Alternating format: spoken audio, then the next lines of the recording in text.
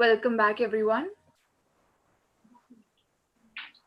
It is time for our second technical session for the day, which is apparently going to be our last session for this day on the theme Faculty Development and Student Engagement. The same session would be moderated by Professor Anju Saha from University School of Information, Communication and Technology. Over to you, Professor Saha. Thank you, Namrata. A very good evening to all the respected dignitaries, delegates, and honorable vice chancellors. I, Anju Saha, Professor, University School of Information, Communication and Technology, Guru Gobind Singh Indraprasth University, cordially welcome all the dignitaries on the second technical session of AIU North Zone Vice Chancellors Meet 2021. This session is to deliberate on the implementation strategies of National Education Policy 2020 with special reference to faculty development and student engagement. The student engagement refers to the interest, curiosity, and passion that students show in their educational setup. The faculty of an institution plays a significant role in the success of students' learning. Faculty's familiarity with the various methodologies positively impacts the student engagement, leading to effective and complete teaching. I am privileged to share that chairperson for this session is Professor S.P. Thiagarajan, former Vice Chancellor, University of Madras, and Chancellor, Avinashi Lingam Institute for Home Science and Higher Education for Women, Coimbatore. Professor S.P. Thiagarajan is a DSc in Medical Microbiology. In addition to his PhD and MD degrees, he has fellowship titles by National Academy of Sciences and National Academy of Medical Sciences. He has till date completed 60 research projects funded by national and international funding agencies. He has published 350 research papers and 22 books. He is the recipient of 42 international, national, and state awards in recognition of his scientific and academic contributions. He has collaborated with international scientists from 26 countries.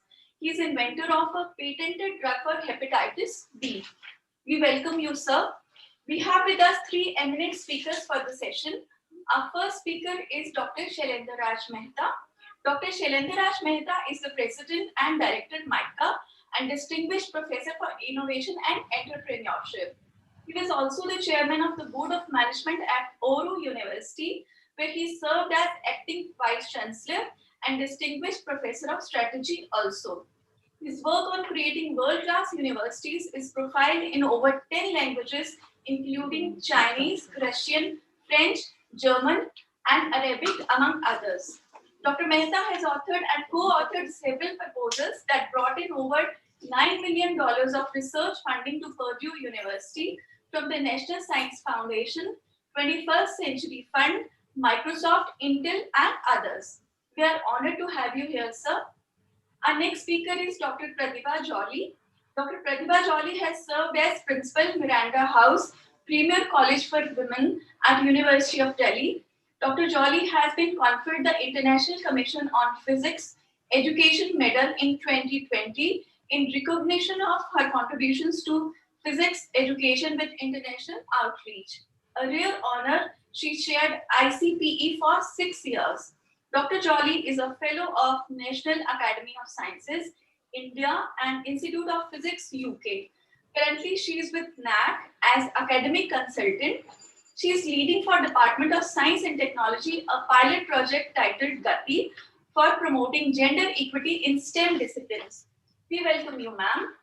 Our last speaker is Professor Kuncheria P. Isaac, former Vice Chancellor, Hindustan Institute of Technology and Science, Chennai, and Director General, Xavier Institute of Management and Entrepreneurship Group of Institutions, Bangalore. Professor Kuncheria P. Isaac was the founder Vice Chancellor of APJ Abdul Kalam Technological University, the Member Secretary of All India Council for Technical Education Government of India, and Director of Technical Education Government of Kerala. As the AICT Member Secretary, he has implemented various new schemes for improving the quality of technical education in the country. The AICT headquarters building in the New Delhi at a cost of rupees 150 crores was constructed under his leadership. We welcome you, sir. Now I request the chairperson, Professor S.P. Tyagarajan, to kindly take the session forward. Over to you, sir. Afternoon to all of you. Thank you very much for this kind introduction of myself and my colleague panelists. I am extremely thankful to Dr. Pankaj Mittal, the Secretary General of AIU, Dr. S. Ramadevi Pani, the Nodal Officer for the Vice Chancellor Meets, and also the Editor of the University News. My special thanks are to Dr. Mahesh Verma, the Vice Chancellor of Guru Gobind Singh Indraprastha University, Delhi, for their kind invitation to join in this particular panel discussion.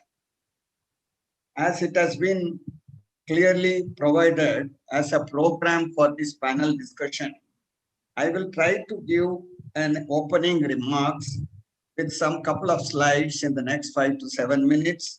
If you may permit me to share my screen, I will try to provide these introductory remarks by way of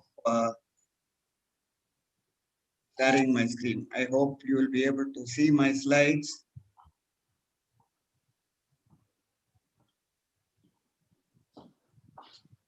Are you able to see my slides?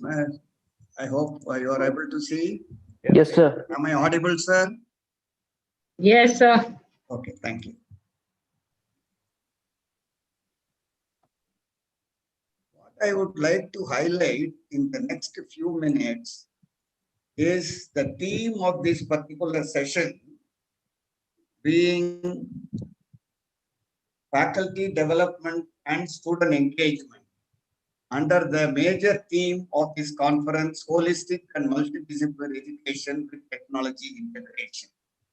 What is important to understand is that this area has become an important fulcrum of the National Education Policy 2020, because the outcome pillars of the National Education Policy 2020 has brought in phenomenal paradigm shift from the level of teaching alone to learning, relearning, and lifelong learning, and transformation of rigidity approach to flexibility approach, in silos kind of functioning to holistic and multidisciplinary functioning, you making students as users of knowledge was the earlier phenomena, but now it is intended to make them as creators of knowledge.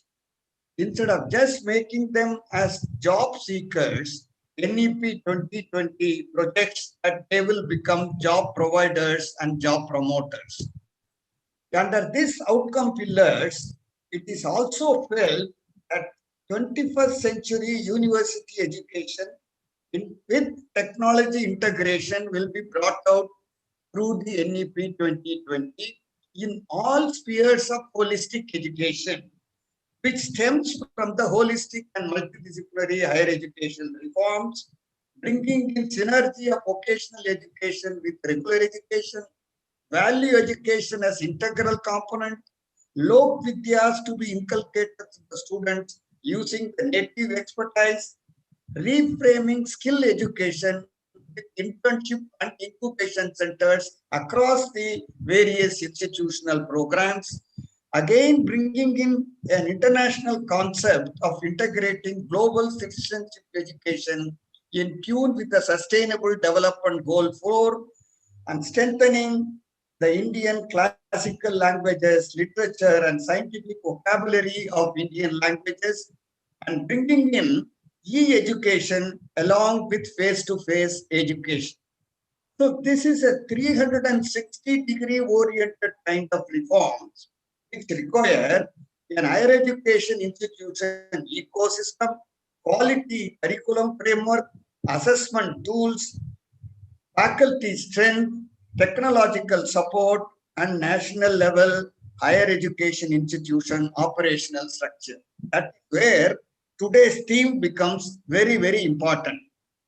If you look at the global citizenship education that is projected in SDG 4 of UNESCO, you will see that there is a clear-cut concept of domain of learning covering cognitive domain, socio-emotional domain, and behavioral domain, leading on to key learning outcomes also, which encompass universality of the knowledge, attitude, and skills to the student at large. That is what is ingrained in the National Education Policy 2020.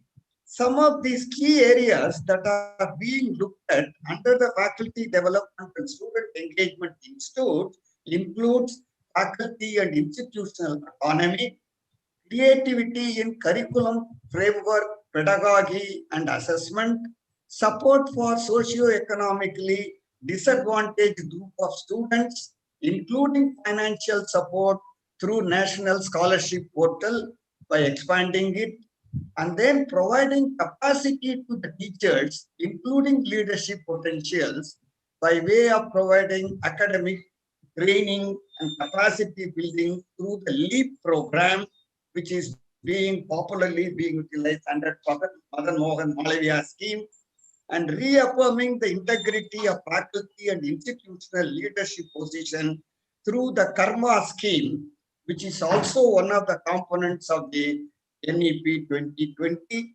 In order to do that, you should also have a clearly well-defined quality faculty through faculty recruitment, incentive scheme, etc., and to support the technological infusion component and integration component.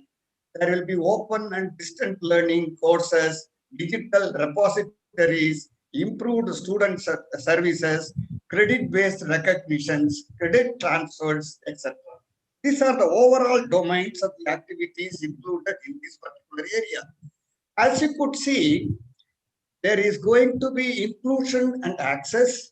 There will be different types of digital platforms, which may be One Nation, One Digital Platform in terms of Swayam and other portals, Diksha and so on.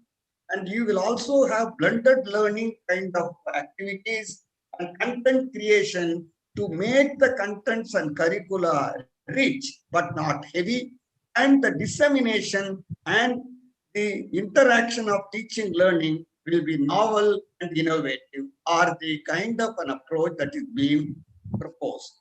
So having said this, the point that I would like the panelists to really take on while their presentation are the challenges in implementing them. Any plan of activity in a major policy reform for a country will always envisage far-reaching reforms. But how are we going to really successfully implement them? So these are some of the challenges that I thought I will just point out and flag it to the experts who are going to be here today. Creation of infrastructure and technology ecosystem for teachers and learners across all higher education institutions in the country. Development of vision-based strategic institutional development plan to encompass all these reforms. Filling up of the teacher vacancies in the higher education institutions across the country. Setting up of national vision for mentoring with a large pool of outstanding senior and retired faculty. Faculty performance mapping so that the Karma kind of an approach can be effectively implemented. Internal academic and administrative committees and performance-linked incentive system to be operational across the institutions. Support centers for counseling and guidance of socio-economically disadvantaged group students, integrating progress tracking mechanism of students with scholarship support through the National Scholarship Portal. And finally, and most importantly, the digital divide that is still lingering between the rural and urban students of the country, between the institutions located in the rural areas and the institutions located in the urban areas. These are some of the areas that I thought I will flag it to you. hopefully we will have excellent interaction after the panelists are going to share their experience and knowledge to the audience who are the elite vice chancellors of this North Zone area. I welcome all of them for this panel discussion. I also welcome our panelists to join the session so that every one of us will try to really build up our Indian subcontinent as global leaders of higher education in the years to come during the phasing of the National Education Policy Implementation Plan. Thank you very much. I would now like to request the first panelist, Professor Shailendra Raj Mehta, President and Director, Mika Ahmedabad, to join the session. Thank you so much, Professor Tyagarajan. Can you hear me all right? Yes, sir. Thank you very much, sir. Right. So I'm going to turn on, first of all, thank you so much for inviting me. I thank also my fellow panelists, Professor Isaac and Professor Jolly. It's also good to see good friends, Professor Pankaj Mittal, and of course, how can I forget Dr. Mahesh Verma, who's not only a friend, but he fixed 2 of my teeth. So if I'm able to speak properly, I think he is to blame. But thank you. Good to be with everybody. I'm actually going to share my screen because I want to show you a few slides, which I think will be extremely important for you to see if you are to fully appreciate some of the points that I'm sharing with you, because some of this is data intensive. So I'm turning on my screen. I hope you can see it, right? Yes, sir. You can put it on the slideshow, sir. I will do that. So this is on the slideshow mode, right? Everybody can see it? Yes. Okay. So I'm going to talk about faculty development, and in particular, how one does world-class research. Because when I took over MICA, by the way, just a quick note about MICA, some of you may not be aware, because we were earlier known as the Mudra Institute, and when founded by the Mudra Company, and when it was sold to a global multinational, this became an independent foundation and a trust. And now it is called MICA. MICA was set up in 1991 to cater to the newly emerging advertising, media, and entertainment industries. And now it's a full-blown management school that focuses on strategic marketing and communication. So we are a niche management school. There are only a few like us. But when I took over 4 years ago, the biggest challenge that I had was that if we are going to be noticed on the global map, the most important thing, 90% of the difficulty, the 90% of the work is going to be in terms of creating world-class research. And that is where we as a nation and we as a society are lagging. It's kind of interesting that we created the concept of the university 2,600 years ago. And some of you have heard me speak about the history of the 7 ancient universities that I'm writing. So I won't belabor that point. But the point is that we taught the world how to think. And it seems that today we are not thinking a lot, or at least if we are thinking, we are not publishing a lot. And even if we are publishing, it's not research of the highest quality. So Professor Tyagarajan talked about creators of knowledge as being one of the key pillars of the national education policy. In my view, that is the hardest boulder, to push up the hill, as it were. So I'm going to share with you our experience with that background of how we basically created an atmosphere for world-class research. And then I'm going to share with you some statistics that are so new that actually we compiled them only this morning, specifically for this workshop. I think they came as a little bit of a surprise to us as well. And we are now going to verify it with all the institutions concerned, and then we'll share it more widely. But therefore, I think this comes at the right time, and your comments would be most welcome. And by the way, I've put up on this slide the faces of my 31 colleagues, basically, without whom none of this would have been possible. All right. So what is world-class research? I mean, this is very well known, right? I mean, I'm not reinventing the wheel. Basically, there are only 2 metrics. You should be able to publish in the topmost journals in the field, and you should be publishing the defining textbooks, right? Or the other scholarly books. Now, and again, the ratio of how important these are varies in the different fields. In the humanities, it's more slanted towards books. In the natural sciences and in the social sciences, this is more slanted towards journals and so on down the line. But in any case, nobody can deny that these are extremely important. Now, if you look around, basically people say, it's very difficult to do research in India, almost impossible. Why? 4 reasons are given. I mean, we don't have resources, our structures and processes are not conducive, we are not part of the global networks of people who critique and comment on each other's work before publication. And then the 4th is, since we have not done it for so long, we've lost the confidence. So this is what I found 4 years ago. So we decided to systematically fix each one of these and to make the impossible possible.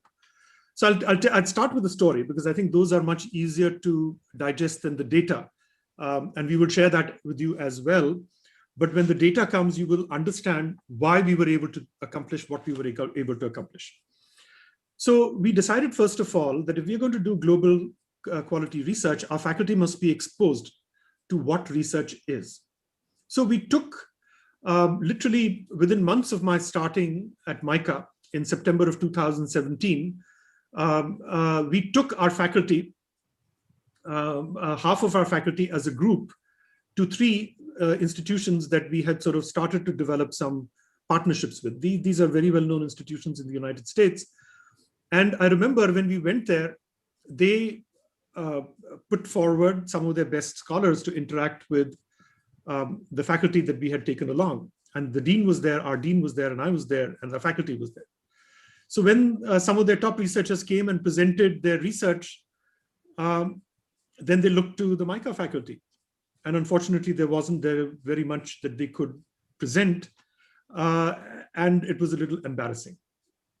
So we decided, in fact, we had decided even earlier that we were going to fix that. So how did we do that? First of all, we said resources, anything that we could do in terms of resources would not be an issue. So as many global conferences or national conferences as you want to go to, you're free to do so. And we'll find the budget for you to do so, provided you're presenting a paper that is of some merit.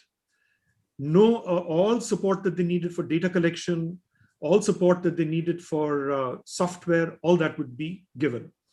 So much so that we said, you're even free to go and be in a partner institution for 2 months in the summer. So several of our faculty members partnered with colleagues in some premier institutions and decided to actually stay there for a summer, and we funded that so that they could understand what good research is, they could participate in good research, and they could jointly do good research.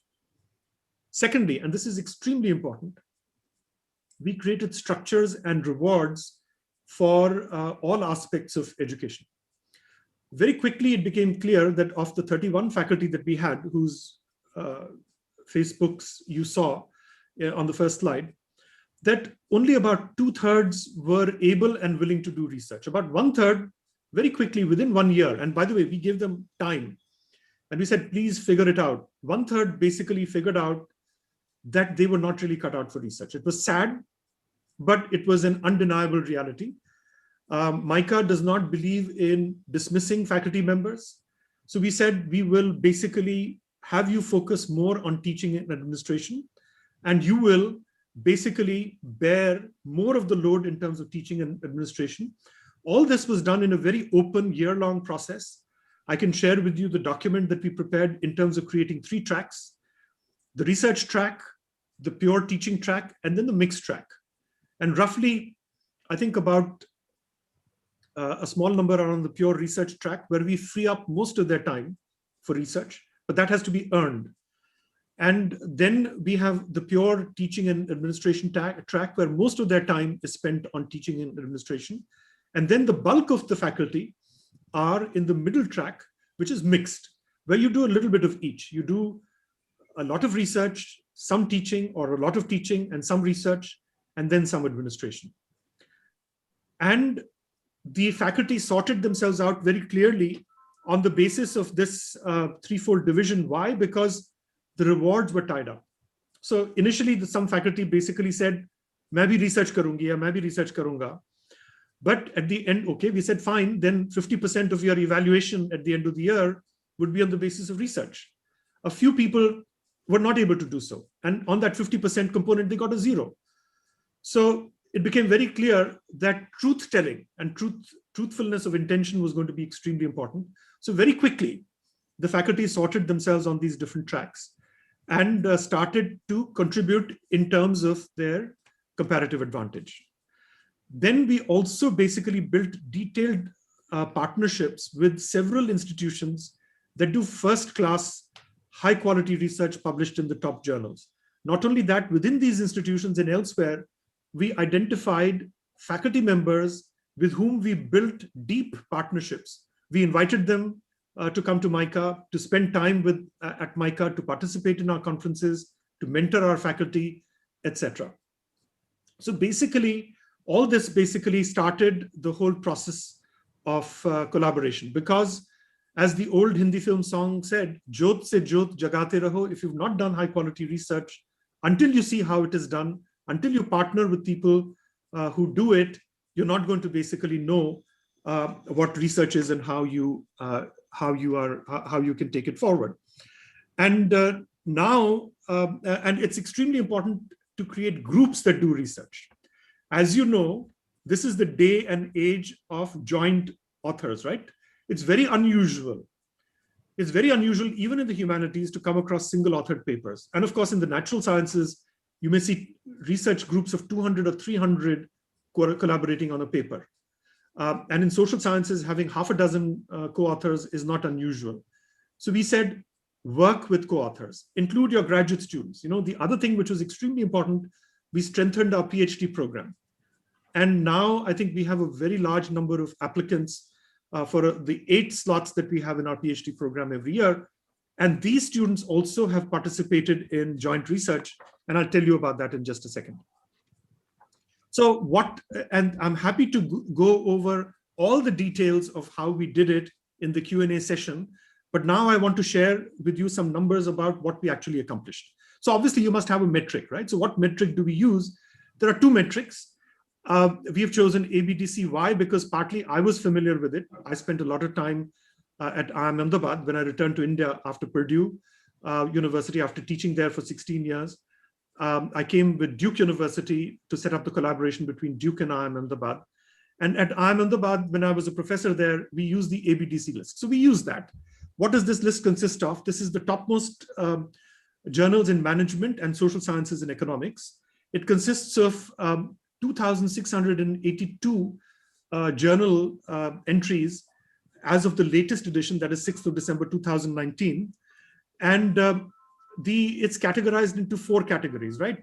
So there is C category journals, B, A, and the topmost journals are A star. Now, when I first came to MICA, I think a handful, 3 or 4 of our faculty were publishing mostly in C journals, and one had published a couple of B papers.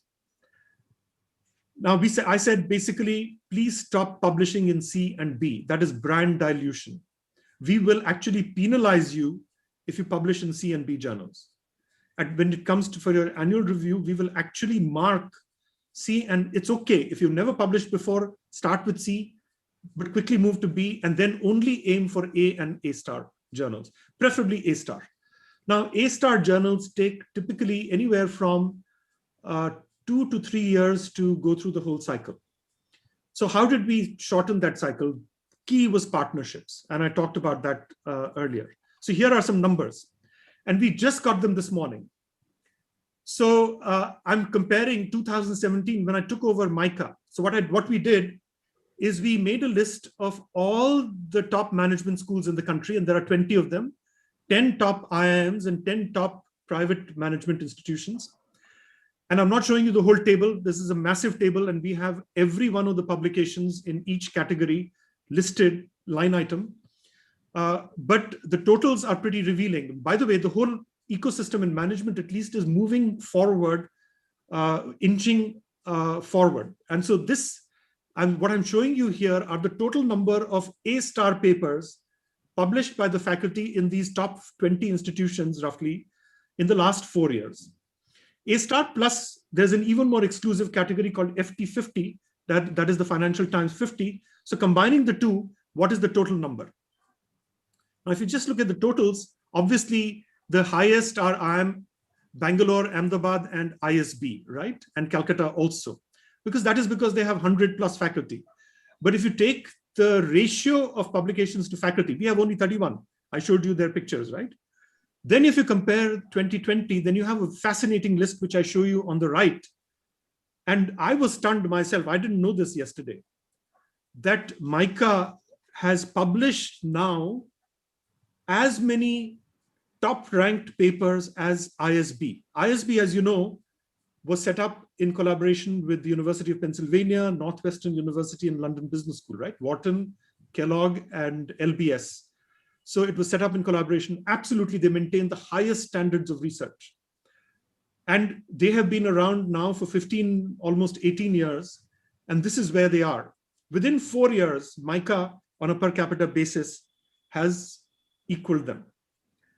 And more importantly, we are ahead of all the IIMs on this metric. Again, I'm not going to release this for broader consumption because we still have some checking to do. In particular, I will reach out to all our fellow institutions and say, look, please let us know if we have missed any of your publications. We'll send them the full list. And only when that is verified will we share some of these findings more broadly. So basically, what I'm sharing with you is, quote unquote, an almost impossibility. I mean, no, I can tell you, I didn't think this was possible. Our faculty didn't think it was possible. Nobody from our partner schools thought it was possible that we would do this. And I'm only, this morning as I was trying to see, how can I just explain my emotions around this? It had to be with a song, by Anand Bakshi. Some of you may be familiar with this film, Amar Akbar Anthony, Anhoni ko honi kar de, honi ko anhoni. And so this is what these 31 faculty members have done. And I stand in front of you humbly presenting their work and their achievements. And I also thought that I would mention another line that comes in this film song. It says, ek se bhale do, do se bhale teen. So it is all about partnership, right? And more importantly, on some of these papers, some of these top papers in the top journals, our graduate students are figuring. Can you believe, before graduating, one of our graduate students just in the past few months has an A-star paper. Something that would do credit to a top researcher in a top institution. Our graduate student already has it. Of course, she has it in conjunction with her professors who are also on this list here. So it's doubly powerful. 2 points to close. The two top performers, I'm not going to identify them here, are both women, right? MICA, by the way, is blessed that our gender ratio, 55% of our students are women and 50% of our faculty are women. And our top performers in terms of research are women. Not only that, they are mothers, they're daughters-in-law, they live with, they have to take care of them.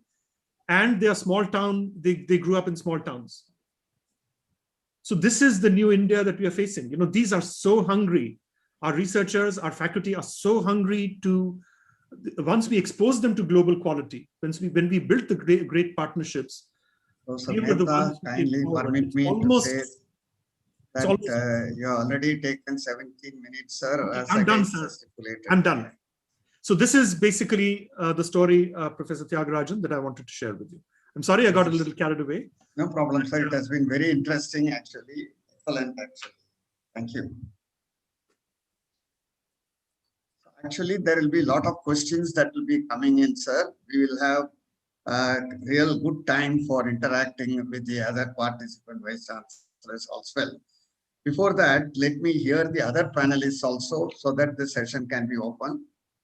We have now Dr. Pratibha Jali, former principal, Miranda College, to come in now to give her presentation. Welcome, madam. Thank you very much, sir. I was not planning to use a PowerPoint, but I'm inspired by your summary and very succinctly put what NEP brings for us. And also, Professor Mehra just before me. So I feel that, and as I was listening to you, very quickly put together from an old talk, and I think I'm going to share a screen and tell the story of how we were able to transform our educational system, because certainly anecdotes and concrete examples are far more important. So allow me then to share my screen. And before that, let me say I come from a liberal education institution, predominantly undergraduate, and we had a bridge between schools and the research ecosystem. And hand-holding the two sides is extremely important. And so I will very quickly, as I said, I've tweaked an old talk. I will share my screen, and I hope, please let me know if you are able to see what I have to present right now. And I think it would be very pertinent. It's well, it's a story of how brick by brick and project by project we were able to transform an institution such as Miranda House, which already, of course, has been legendary. But in education, nothing really stays stationary. And even the best known institutions can sometimes be too complacent. And there's a need for reinventing all the time. And if we continue to advance one step at a time, especially in the current times, the VUCA, volatile and uncertain times, we're going to fall exponentially behind the world for which we aim to prepare learners. However, we all know that education happens to be the hardest sector to reboot. Policies have come, policies have gone, but on the ground, we have to really bring in the change. And luckily, the last year has accelerated many, many things. And so what used to be rhetoric, and many of us have struggled throughout our life to establish innovation in education, today seems to be exponentially consolidated, because our teachers no longer say, well, this is good, but it may not happen. So my own journey has been one of being completely dissatisfied with the traditional classroom, and bringing in innovation really by setting up a parallel non-formal system where students could establish a lab of their own, they could experiment, and they could essentially become partners in research and innovation, and one could publish with undergraduates. So designing active learning environments is extremely important, and this has to really be research-based. I will very quickly also introduce the idea of action research, and that train the trainer, educate the educator workshops are really not going to be possible unless we co-mingle the roles of curriculum developers and action researchers. And I said that, we come from a leading women's education liberal college, which has a who's list on the alumni. So it's very important for us to, understand how we are able to have engaged student community and an engaged faculty. And obviously, emphasis on academics, discussion and debate, in-depth thinking has been very strong in many of our institutions. And nurturing individual talent has been important. But far more important has been giving a voice to the students. So I'd like to quote here from Melinda Gates that, and especially it's my presence here, would like to emphasize about women's education, that a woman with a voice is by definition a strong woman, but the search to find that voice can be remarkably difficult. And this can be extrapolated to just all the students that we come across with. So as I said, my own journey has been one of quite a lot of disaffection and losing faith in the traditional classroom. So I quit a permanent job and I moved on to set up a parallel education system, which was non-formal, which was project-based learning. And over those 5 formative decades of my life, I really feel that, creating a mainstreaming innovation and mainstreaming pedagogies of active learning has been a huge challenge. But in that process, one understands that today we are at a redefined world, and the students who come to us are really bringing with them a very different talent, because they are to the millennium born. And in fact, the first batch of students to the millennium born will be leaving the portals of the university and moving to the workspace.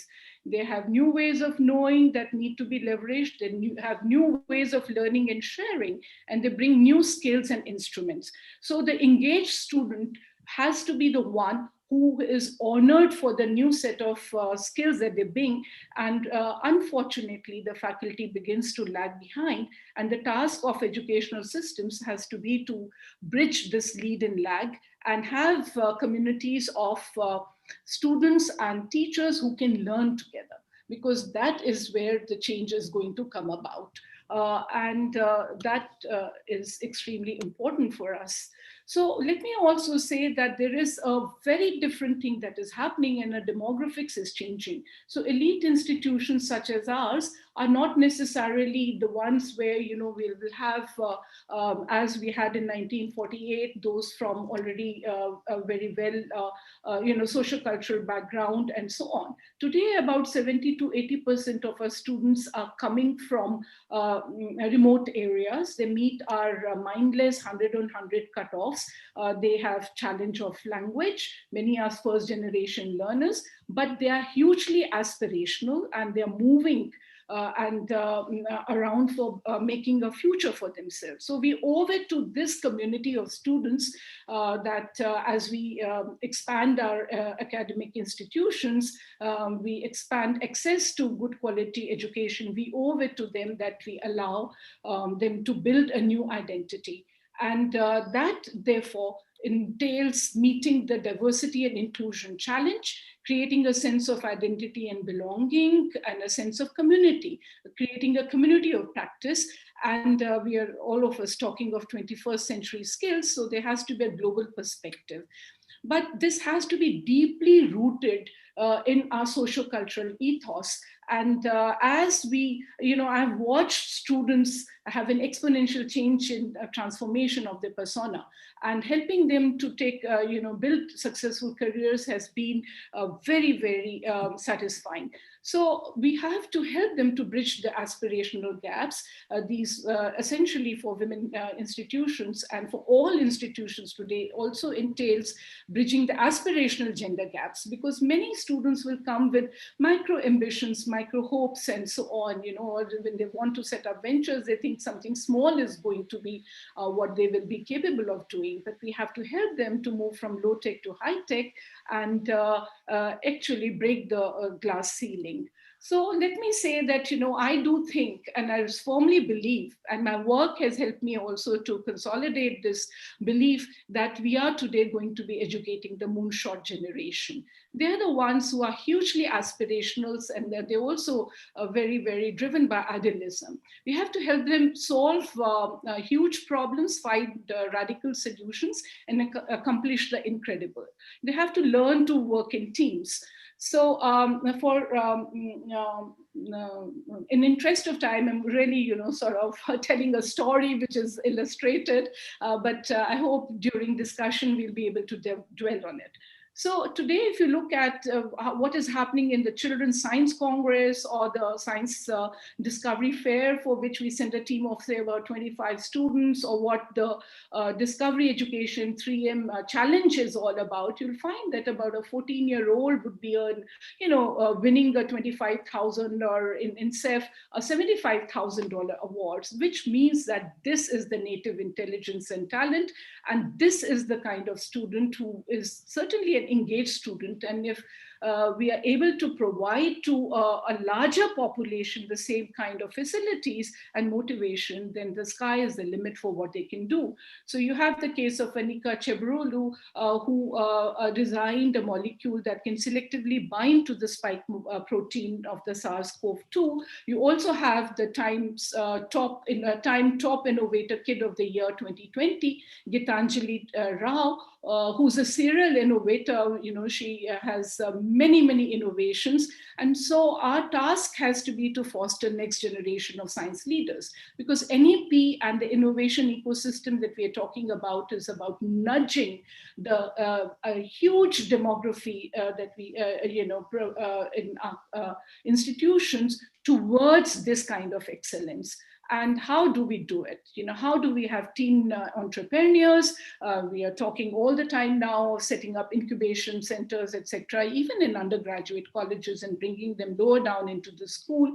So it is about giving an education where students solve the problems that are close to their heart.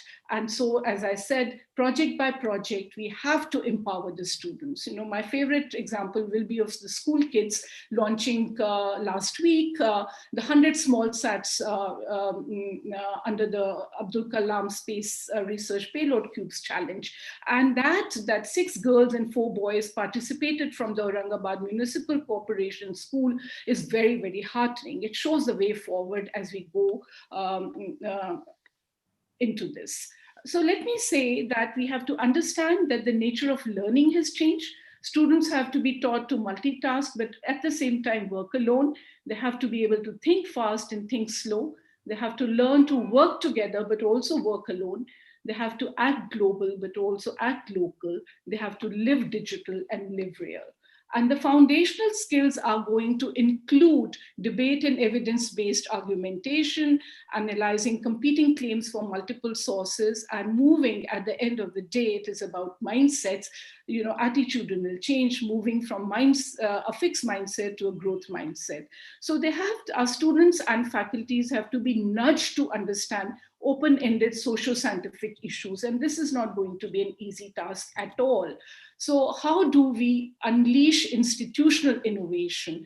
How do we unleash design thinking? How do we nudge our faculties to move towards this kind of an ecosystem that they can create engaged students who are able to nurture talent that can be really that of a moonshot generation, because teachers tend to teach the way they were taught, and this lead and lag is most disheartening. And how do we create faculty development programs that will nudge our teachers to be as innovative as the students that we aim to produce? So the changing paradigm really requires raising the bar at all levels, and there are going to be many factors that will influence this success.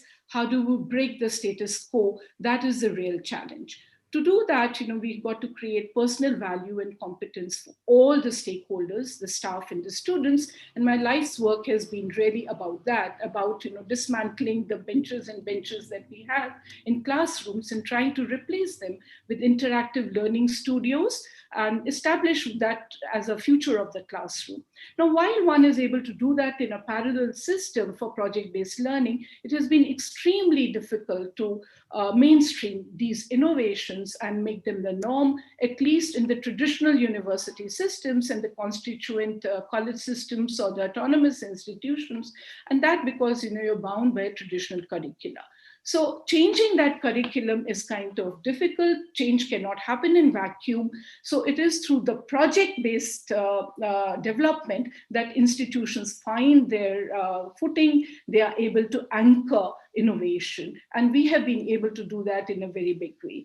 So I think that for a liberal institution, the canvas for institutional mentoring is rather wide. You do that through research, early exposure to professional practices, through internships and networks, and through very carefully crafted conferences and workshops. And faculty development programs, when it is devoid of this kind of a very personalized value addition set of programs, is never successful. So personally, I'm not in favor of the 3-week or 4-week induction or orientation of faculty development programs, which tend to be a social spike in the lifetime of a faculty. But I do think that they have to be nudged to do and undertake capstone projects, which could involve curriculum development, or they could even involve a thematic development of a conference or workshop that's close to their heart. And this can be done most collaboratively in faculty and student teams.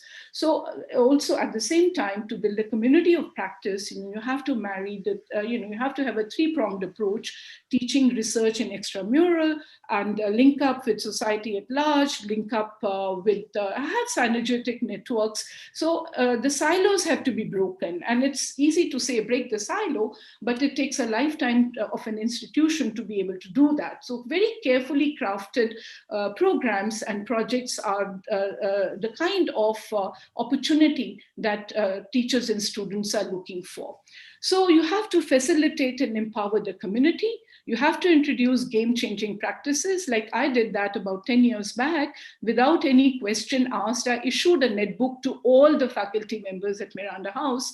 And lo and behold, within about 6 months, everybody Yes, the time, madam, please. I will take 1 minute more. So everybody was using, it became a repository of academic innovation, and they were able to then adopt technology rather fast. So transformational change does require empowering the community in that sense. So let me say that it is important for us to create new learning environments, enhance learning with active mental engagement, that is hands-on and minds-on, but also enhance learning through active social interaction, so make it hearts-on.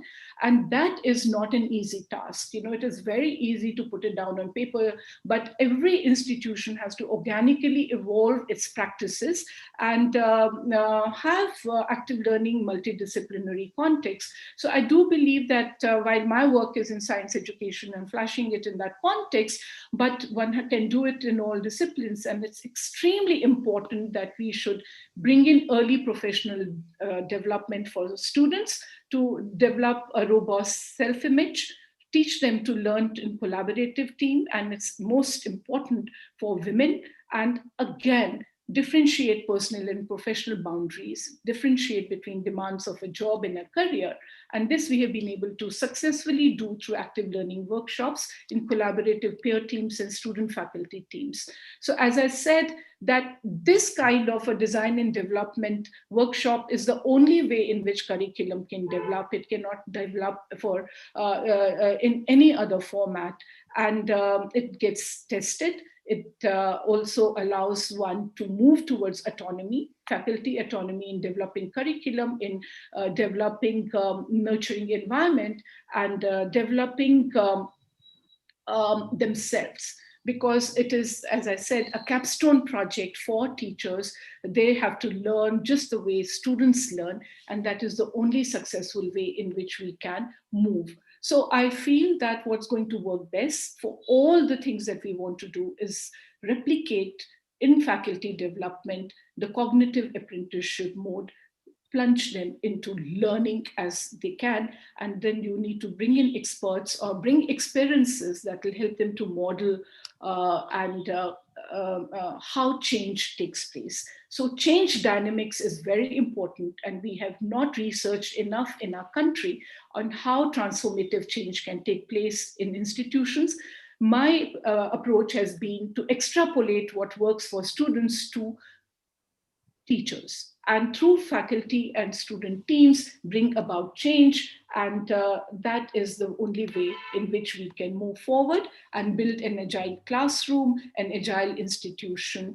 And thank you, madam. Thank you very much. Thank you. And as I said, I decided that I would bring in a little bit of color to my presentation. That's great. Very impressive, very interesting presentation. But the timing given is little restrictive. That is why so much. We will have more time to interact with the audience. Right. In a panel, I thought I should tweak so that I say something different, and that can only it is different. It is different. Very educative, refreshing. Thank you very much. We will have more interaction after our third panelist is able to complete. I'm happy to invite Professor Isaac, former Vice Chancellor, Hindustan Institute of Technology and Science, and Director General, XME Group of Institutions, Bangalore, to kindly join us and provide his thoughts through his presentation. Professor KP Isaac, please. Thank you, the chair of the session, Professor S.P. Thiagarajan, and my fellow panelists, Professor Shailendra Raj Mehta, Micah, Pratibha Joly. It's nice sharing a platform which is provided by the Association of the Indian Universities, and I wish to thank Professor Dr. Pankaj Mittal, the Secretary General, and Emma Pani of the AIU, and also the host, the Vice Chancellor, Professor Mahesh Verma. I think the Professor Tyagarajan, Professor Shailendra Raj Mehta, and Pratibha Joly has done my work. I only will have to probably add a few things and share my experiences within a short time of 10 minutes or so. I have shared my screen. I think it's visible. Yes, sir. But Absolutely. yeah, correct. Slideshow. Yeah. Thank you. That's right. I just wanted to remind everybody the role of a teacher. A teacher is an administrator, he is an educator, he is a researcher, and he is a consultant. This is Professor Shailendra Raj has already pointed out the importance of research in the development, faculty development. So that is something which again I would like to add a few things. But basically, these are the four roles. In its overview, you can see these are the four ones which a teacher has to do. But there are so many sub roles to it. This picture will give you that. See, there are 12 roles which is marked in red. The teacher is a mentor. The teacher is a student assessor. He is a curriculum evaluator. That comes under the assessment, student assessor and curriculum evaluator under the assessment. Then it's a curriculum planner, course organizer. He is a guide for a project. He has to create research materials. He has to develop case studies. He has to follow a project-based learning. He has to be a practical teacher. He has to lecture. He has to be a model teacher. He has to be on the job role. He has to be a facilitator. So this gives a total overview of a teacher's role in an academic institution. If you take the National Institutional Ranking Framework of India, where you will find that 30% weightage is given for research. Maybe another 30 to 40% is only given for your teaching learning process. So every work which you do has a role to play. So the teacher has to be an overall person. Probably Professor Mehta was telling that he has divided them into 3 groups, and then somebody who is so good in research might be doing research. That's a good idea. So if you look at the role of the teacher, what are his things which he has to do, it's not going to the class and merely delivering a lecture. His role is so wide. So every teacher has to be equipped to do all these things. And how will you equip the teachers? So for the present day generation, if I take 2 aspects here. One is digital transformation. That is something which is happening today, especially COVID. You have seen that how digital transformation in education has happened. How that has happened in the learning environment and teaching methods. These are the 3 areas which you can see. I'm not going into elaborate those things because today in the administration of a university, starting from the admission process through the ERPs, everything is digitized. Everything is done in the computer domain. And the learning environment, all everything is happened. Teaching, learning, you know that what happens today is online education, MOOC. Everything is digital transformation. My question is whether our teachers are geared to take up this digital transformation which is happening. Now, the second point has already been told by Pratibha Joly about design thinking. How can you employ design thinking in the present day education system? So this is very important. This, as you know, it's an iterative process which understands the user and challenges the assumptions, redefine the problems so that alternative strategies and solutions that might not be instantly apparent with our initial level of understanding could be arrived at. The whole idea is that you are to create creative thinkers. So that can happen through a design thinking process, which we will have to follow. This slide has been shown by Pratibha Joly. So if you look at the teacher's role, you will know that he has to improve his teaching skills. He has to design better curriculum. He has to improve the institutional culture. The institution will have to come up, improve research and consultancy and outreach programs.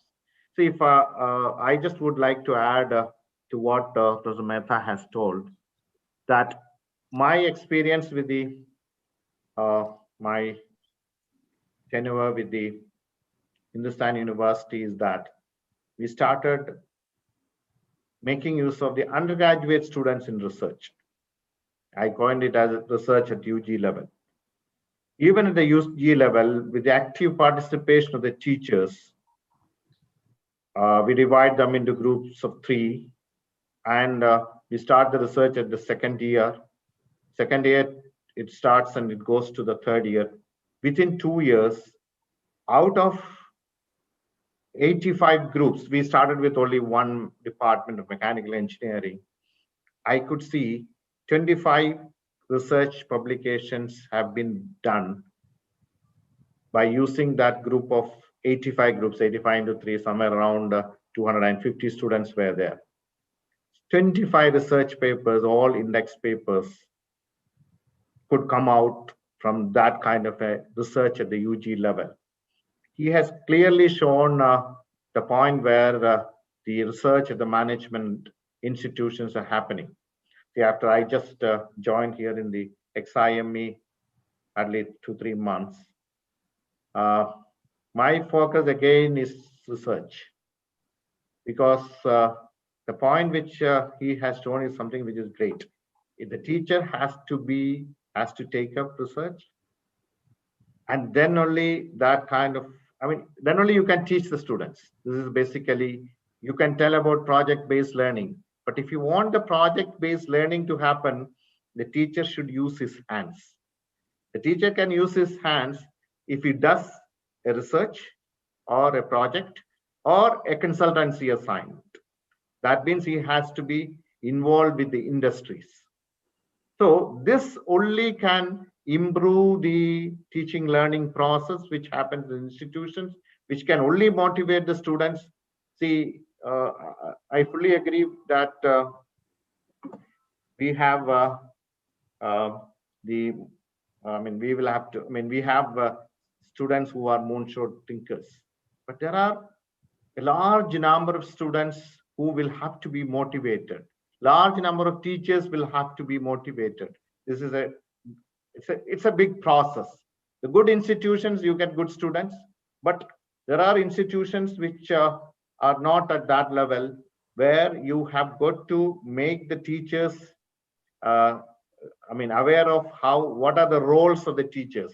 So this is very important, where the good institutions will have to collaborate or handhold with other institutions of low ranking.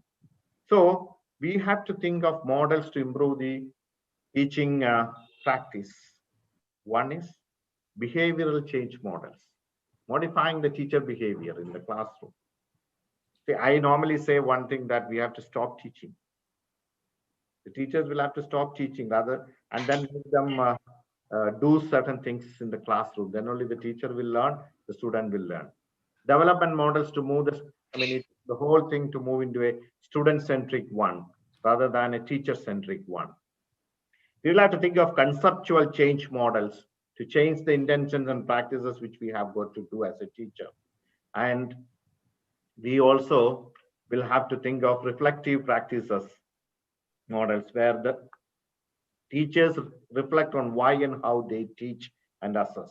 This we have to think ourselves and develop our own models and practices and pedagogical practices and things like that.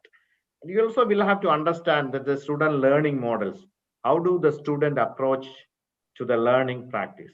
Some students are proactive and doing things. Some students are not. How do you make them all active is something which the teacher will have to know. That's what I was trying to tell you, the 12 roles a teacher will have to do and not just like go to the class and teach. So that we have to stop. A hybrid models also is possible. I just told about behavioral change models, development models, conceptual change models. Everywhere it is something which changes will have to happen. Then only our new education policy can happen. So my suggestions, I will just stop because I said 10 minutes, so I will stop with the last slide. I have 2-3 suggestions. The first suggestion is that the faculty to take up industry engagement on a part-time role. I just take the example of the medical college teachers. The medical college, in the medical colleges across the country, they teach as well they practice. How can we bring in? We can say that we will have industry engagement, which is practically not happening. Can we think of, because especially when Dr. Tyagarajan is here, I think he can just give an idea how this could be extended to the whole, first to the technical education and then to the liberal arts and then design schools, management schools, everywhere. How can we take up this as a policy engagement to take up industry? The teacher will work in the institution as an academic, but he will have a part-time role in an industry. Daily, he may be working 2 hours in an industry on a daily basis, or 1 day in every week. He will have an assigned role there, not just going and sitting there and then observing. He will be a manager in the industry. His role is a manager in the industry and a teacher in the primary role is the teacher. So he will be doing that better. See, the second point. So this is a major thrust point, which I just wanted to drive it across.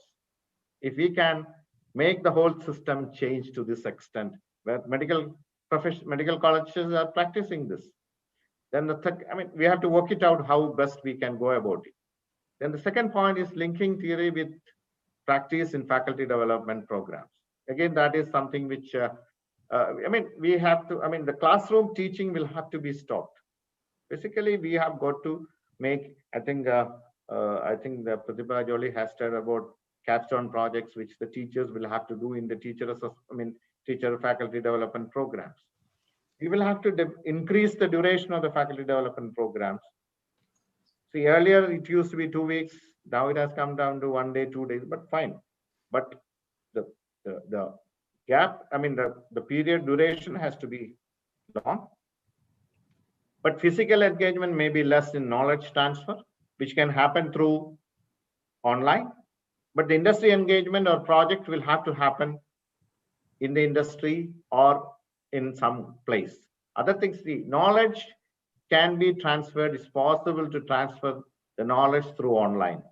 But the skill development will not happen through an online process.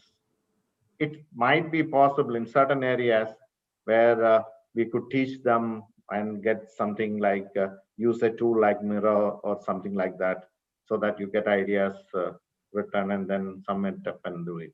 But real learning can happen. So we have to follow a blended form of learning, which has to happen for the teachers as well, so that the whole idea in the national education policy to develop our education system to a next level where we create creative guys, so that they will be, whatever way they can develop innovative products, innovative ideas, which can systems, all this is possible. So this is my thought for the day. Thank you very much.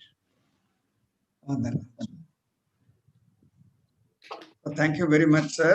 It has been a wonderful presentation. What more we can have from the panelists? Only thing we would have liked to have is more time. But however, we have got the essence of everything from the three panelists now. Since the time is going to be up to 5:30 only, we need to have our colleagues to interact with the panelists. So we have around 25 minutes or so to have these interactions.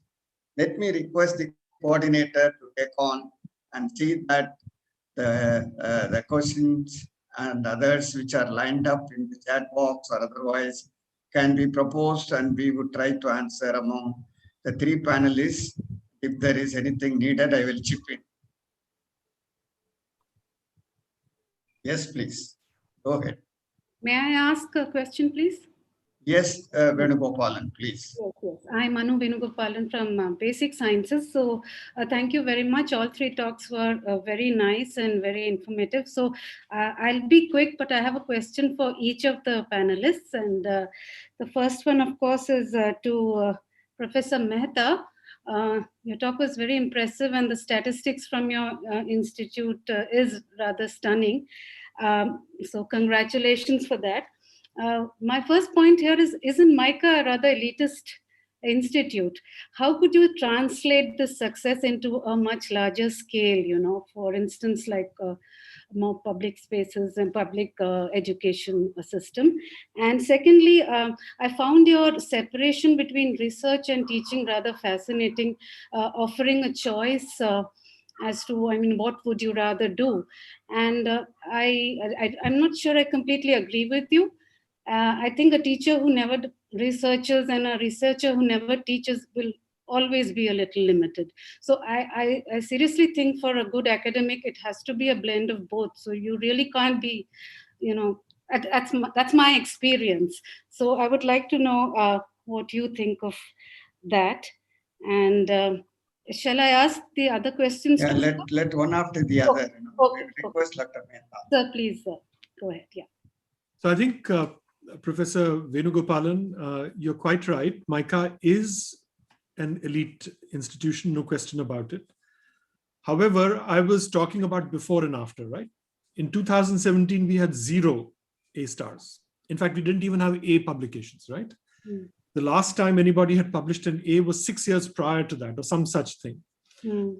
So the point is that we took what we had and we created something of value where we were.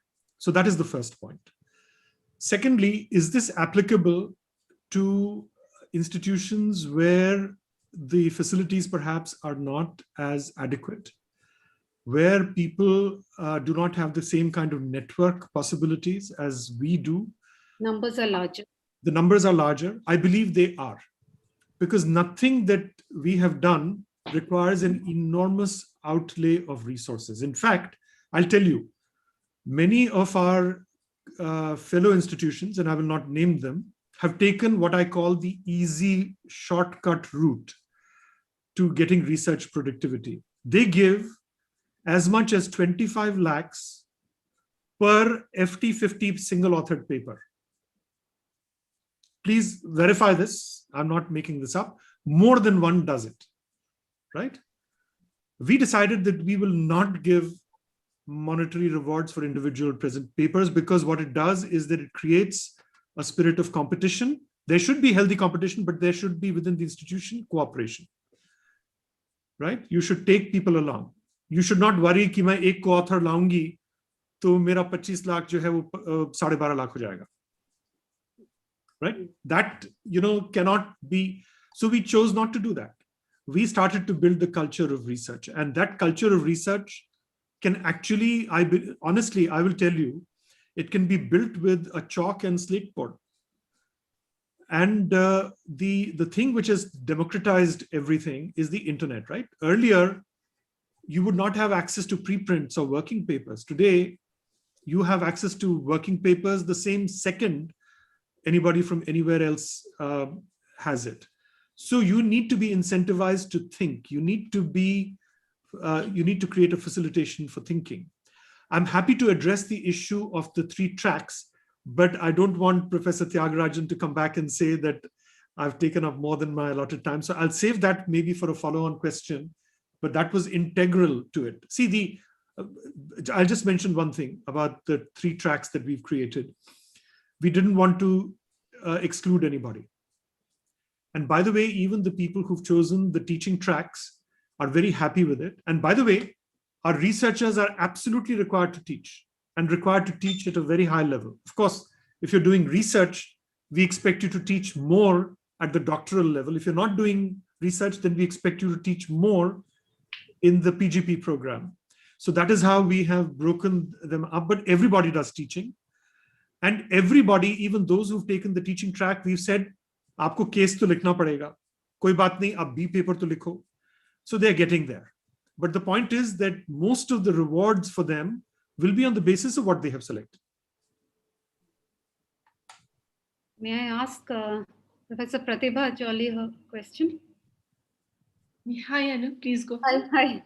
I wanted to ask you, I mean, you were talking about your interest and, a passion for looking at gender equity in science. And you were talking a lot about how the students can be encouraged. But I have a question regarding faculty. Like, after all, a young girl in STEM needs role models. And unfortunately, I feel the role models stop somewhere in this country. Like, we hardly have women at the top in science. So how should this be addressed? I mean, there's no president of any academy, vice chancellors. I'm so happy to see a few women vice chancellors today, but there are hardly any women vice chancellors. So don't you think we should also address that? So that's exactly what I'm doing. I superannuated Miranda House, and Department of Science Technology asked me to conceptualize a novel intervention. The result is Gati, Gender Advancement for Transforming Institutions. We are creating a very novel assessment framework on gender equity. And at this moment, we've just finished a call for expression of interest applications. You're very right. And something has to be done. And in India, if you ask somebody what's the gender policy in your institution, you can get a very surprising listing of, oh, we did this particular talk, or we invited someone, and so on and so forth. The data certainly shows that women are outperforming, girl students are outperforming in secondary school examination. Right up to PhD, the gender ratios, kind of pretty good. And let us say in teaching institutions, women are coming up. If you look in metropolitan cities, but when you take the countrywide average, that number also falls. So in higher academia, the top-ranked institutions dismally have 10 to 20%. So this is something that needs to be changed. I do think that the concept of diversity is now catching up in the country. It's a moral imperative, but it's a complex problem. So we are going to be looking at how to improve the climate, the environment, overcome obvious bias, to create a level playing field. But that said, certainly, you have to give strong foundations. So my work really has tackled giving strong foundations so that women can can compete on their own. They're hugely aspirational, they're willing to put in the time, but it's important that they themselves become the role models. So let us say that times are changing, and given that we have access to knowledge and access to better pedagogies now, transformative change is going to take place. I'm a diehard optimist, and I think we are closer to the tipping point that many of us are willing to admit. But it takes a community to make that change. And in particular, I invite you to join a professional network, ISWAN, that have just launched about 15 days back. We don't even have a directory of women experts. So, we have to come together. We have to do it ourselves. And today we have all the tools. So that said, I agree with you completely, but intervention is around the corner. Thank you. And finally, to Professor Isaac, you listed out a number of qualities that a teacher should have. I feel that, a teacher is not just an academic guru, is an emotional guru, a psychological. See that undertaking has no value when it comes to the student's progression. You have to show either the student has, got placement from campus or arranged his or her placement, or student have gone for his startup, okay, or the student have joined the family business, or student have gone for higher education. Nothing else is accepted. Yes, it should be very clear to us. So if student says, I have arranged my placement on my own, get the copy of the offer letter, and that offer letter you will upload.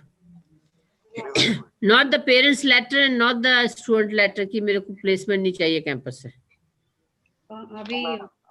Actually, we were confused. There are others are waiting for questioning. Can we give them the opportunity? वो आप अपने record के लिए रखिए कि जब कभी फिर से पेरेंट्स कहें कि आपने हमारे बेटे को जॉब नहीं दिलाई और बेटी को जॉब नहीं दिलाई, तो ये उस समय काम आता है. Okay, but not for NAC and not for NRF or ARIA. Okay, ma'am. We will place their latest offer. Professor Balvinder Shukla. Professor Balvinder Shukla, you're wrongly connected with our program. Please switch off your monitor. Yeah, Nina Sinha, who is coming in next, please?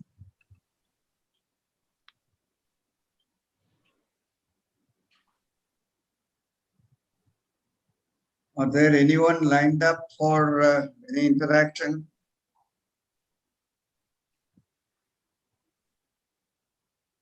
If not, I only have one small query to Shailendra. I have request. We could not complete Anu's question. Anu, go ahead first. So that's okay. My last question was for Professor Isaac, that I don't see him. Yeah, I'm here. He's very much there. So I was just saying that your demands on a teacher are huge. I mean, she's an academic teacher, an emotional, a psychological, a cultural, a technical. And are we really, are we having those kind of teachers, and do we, value them that way? I mean, how much are we asking of a teacher? And if we want those kind of teachers, how do we get them? I don't think we have many of those kind. Yeah, that's a very, very, very pertinent and good question, Professor Venugopalan. See, actually, that's a challenge. How do you the whole thing is that,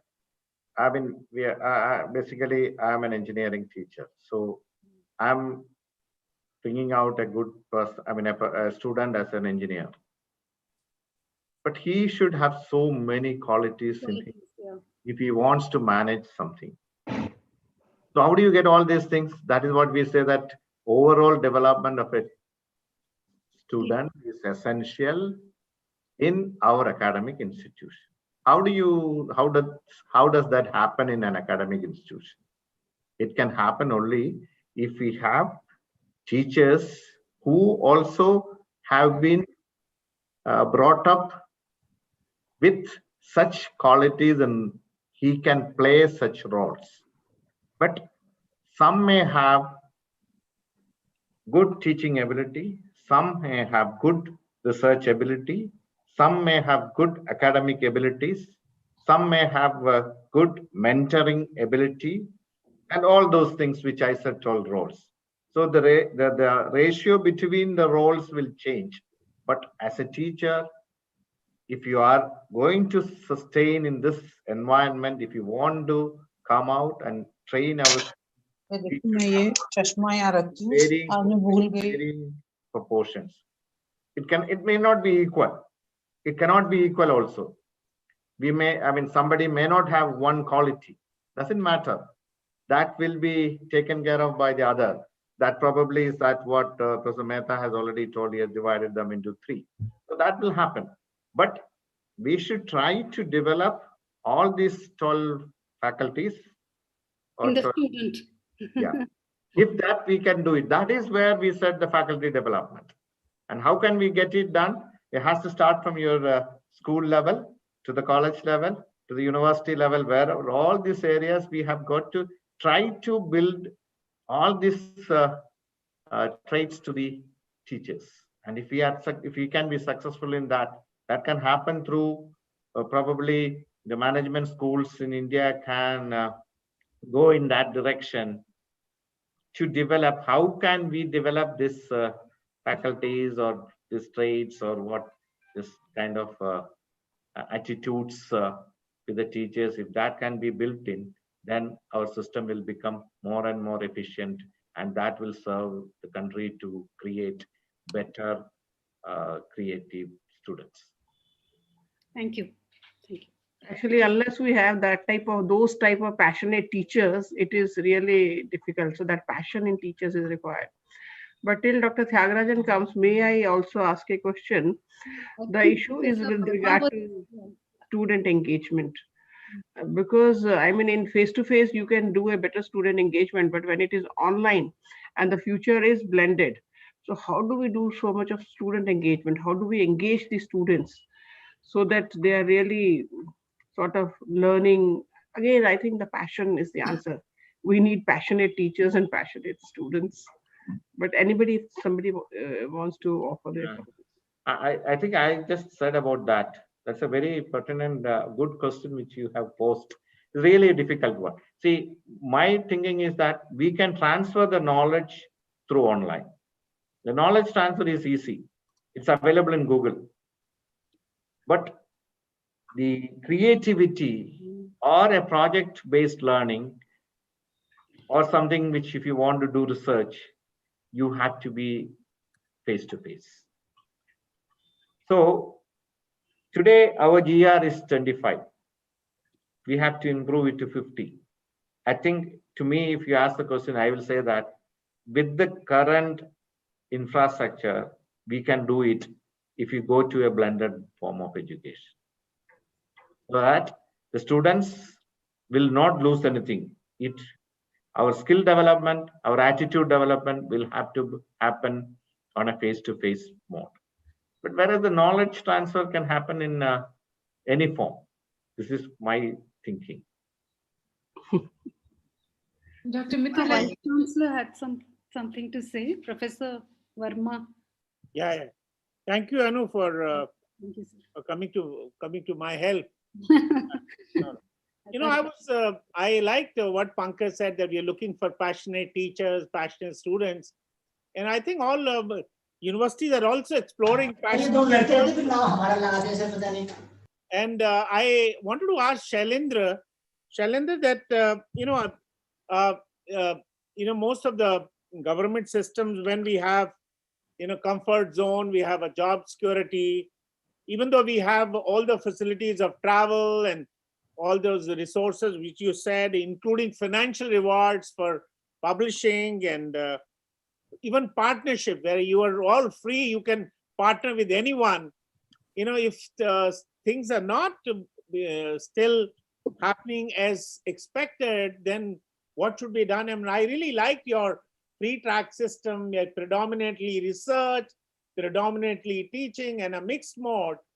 But you see, because most of the universities are chasing rankings. Why they want to do research? Because they all want to be high ranked, and research is a very important component. So that's also one reason that they are instituting all these rewards and all these. But even then it is not working. Then what should be done? Because it's really amazing that with just about 33 faculty that you've been able to turn around, transform.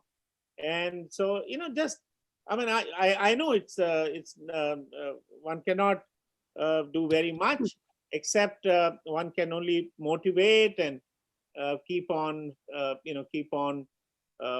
supporting them, encouraging them. But can you suggest something, Shailendra, because from your wide experience of US, Purdue University and 16 years, and you coming back to IIM and then setting up MICA, can you just, some a tip, some your experience.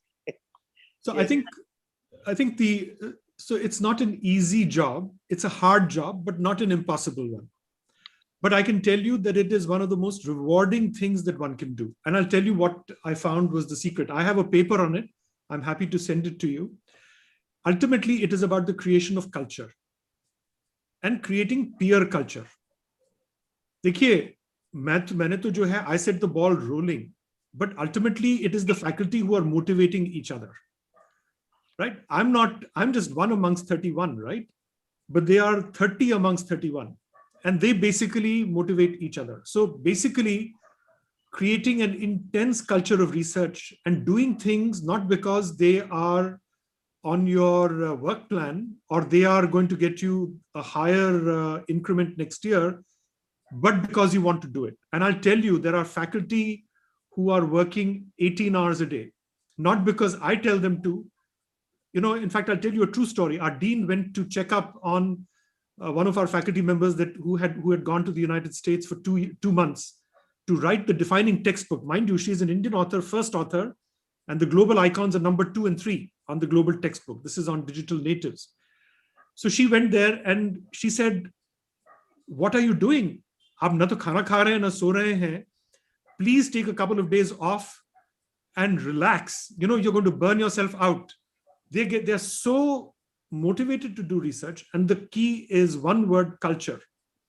So you have to build a culture of peer evaluation and peer review and peer cooperation. And I'll close with a story.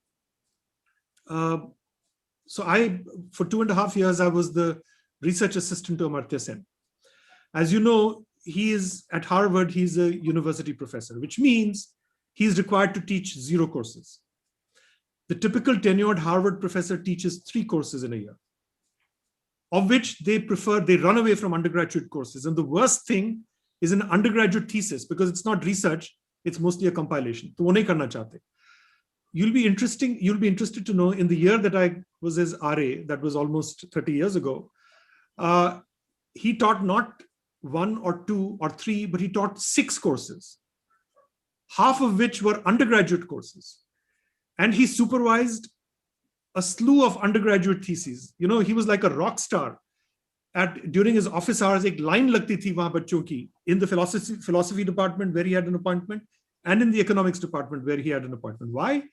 Nobody told him to do anything. I mean, he had arrived. He had already gotten the Nobel Prize by that time. And he had arrived. Why was he working so hard? I mean, he would call me at 10 o'clock, kya kar rahe ho? Come over. And he would pour his glass of wine. I don't drink, unfortunately, so I didn't have that pleasure. But 10 o'clock, we would discuss research. Now, nobody asks him or anybody for that matter to do research. So that is the culture that I've tried to build at MICA. And believe me, at 10 o'clock, our faculty are discussing research with each other. I know because I hear from others. So once you've done that, and by the way, that is not impossible. I have a paper on it. IIM Ahmedabad did that. They got 90% of it wrong, 10% right, 10% wrong. I also highlight that. So happy to share that paper with you. That's what I've tried to implement at MICA.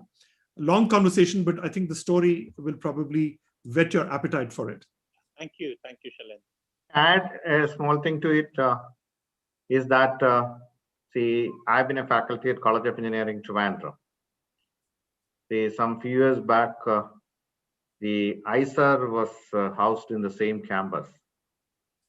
So I wanted to tell you that ISER was in a particular building, that one building was given to them. The lights in the ISER building is never switched off. But the lights in the College of Engineering Trivandrum buildings are not switched on. So that's how the research. So the ISER produces a lot of papers and research, whereas CET was not up to that level. So the research happens outside your class hours, really. This is what you have to understand. The research really happens outside your office hours.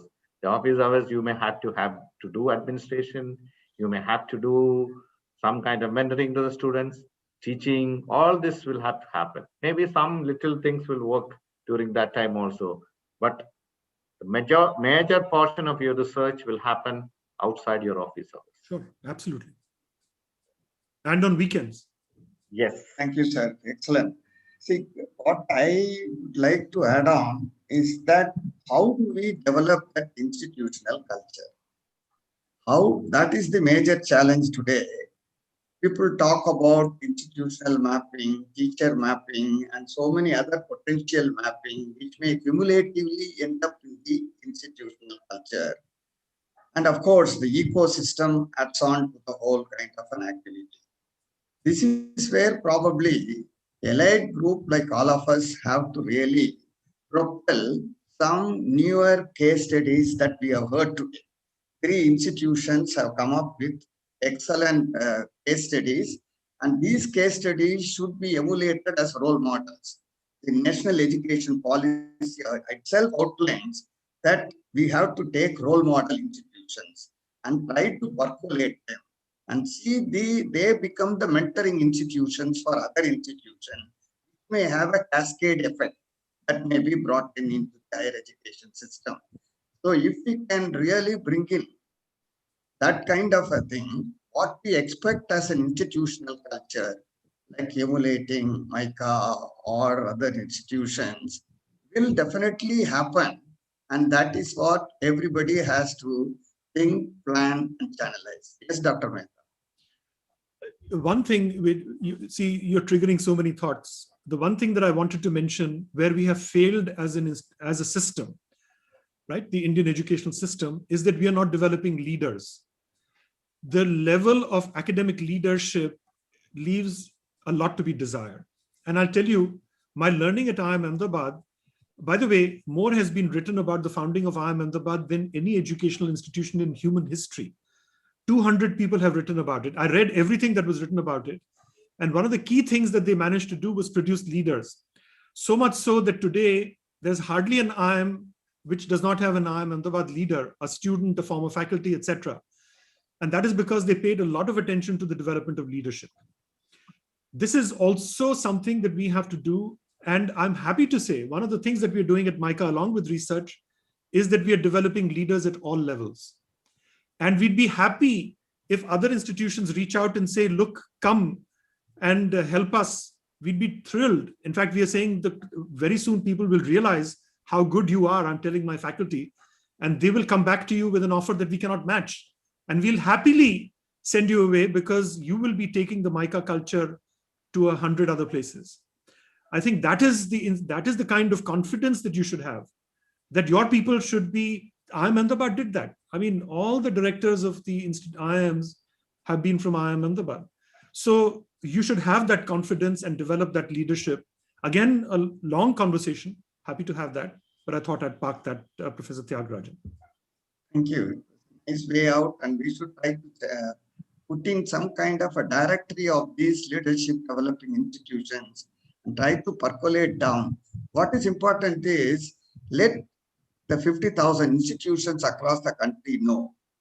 Then at least among them, definitely about 25% of the institutions will be interested to get benefited out of this channel.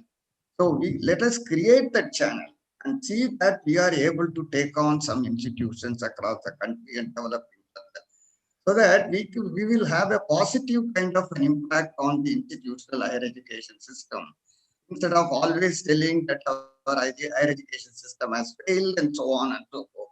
That is what my perspective normally is, and to see that how we can take it forward. And this is also envisaged in the new education policy. So we can take a scope of that particular revenue and then try to build it up. And I'm sure that AAU, where Dr. Pankaj Mittal has been taking an active role in developing this implementation plan of the NEP, will take note of this suggestion and then try to see that some channelization takes place, since AAU is also one of the very important organizations which is ventured towards improving the quality of higher education in this country, and that will pave the greatest way. I am recollecting, I don't know how much of more time is there. We already exceeded the 5:30 time for us. I would only like to say that we should create, in Japan, there is a word called Ikigai. What they mean by that, they say, is that happiness by being busy all the time. And if you could do that, you will be able to live longer than 100 years. An island called Okinawa, 80% of the people are living beyond 100 years. That is what they say. And that is because they are always happy, not by taking care of them, by taking care of the entire island. So that kind of a concept, if we can bring in whatever way, novel way that is possible, like all the three of you and many of the others in the country, I'm sure that we will be able to build up much stronger higher education system in the country. And I'm thankful if there are any other questions that can be taken on. Otherwise, let me thank the organizers for having given us this great opportunity. It was a real enriching session. I am personally enriched. I have learned a lot. Thank you all very much. Thank you, sir. Thanks to the chair and to all the panelists. Thank you very much. Thank you, madam. Thank you.